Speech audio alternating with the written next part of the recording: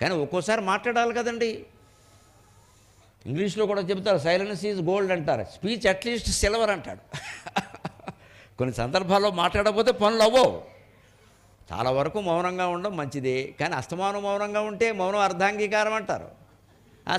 ఏం మాట్లాడలేదంటే ఈ తప్పు చేసాడని మాట్లాడతారు. మాట్లాడాలి, దాని సమయం వచ్చినప్పుడు గట్టిగానే ఇవ్వాలి కాజా, మళ్ళీ లేవద్దు ఇంకా. అంచేత మాట్లాడాలి ఖచ్చితంగా. ఆ సమయం కోసం చూడాలి. కొట్టేయి దెబ్బ, మళ్ళీ లేవకుండా కొట్టేయి అంతే. మాట్లాడండి, ముందాన్ని మాట్లాడండి, తర్వాత శుభ్రం కొట్టేయి, అంటకాగిపోయేలా కొట్టేస్తాం.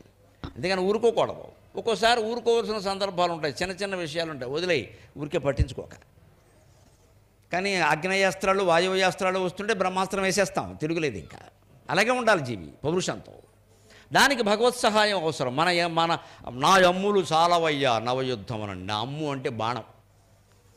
అందుకే భీష్ముడు పడుకున్న దాన్ని అంపశయ్య అంటారు, బాణాల శయ్య అన్నమాట. నా అమ్ములు చాలవయ్యా నవయుద్ధమునని. ఈ ఆధునిక జీవితంలో మనం బతకాలి అంటే మన అస్త్రాలు సరిపోవండి ఖచ్చితంగా.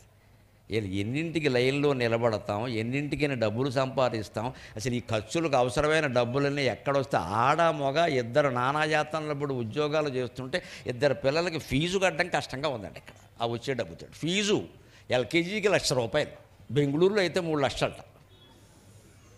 నేను మొన్న బెంగళూరు వెళ్ళినప్పుడు ఎవరో ఇలాగే కారులో తీసుకెడుతూ ఎల్కేజీ 3 లక్షలు అన్నాడు. పెందరాళ్ళు హైదరాబాద్ పంపి వెళ్ళిపోతానని చెప్పాను.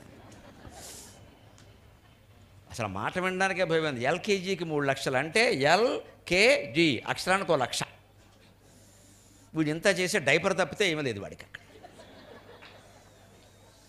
వాడికి నేర్పేది A for apple, B for bat అంటే ఒక్కోదానికి 1 లక్ష.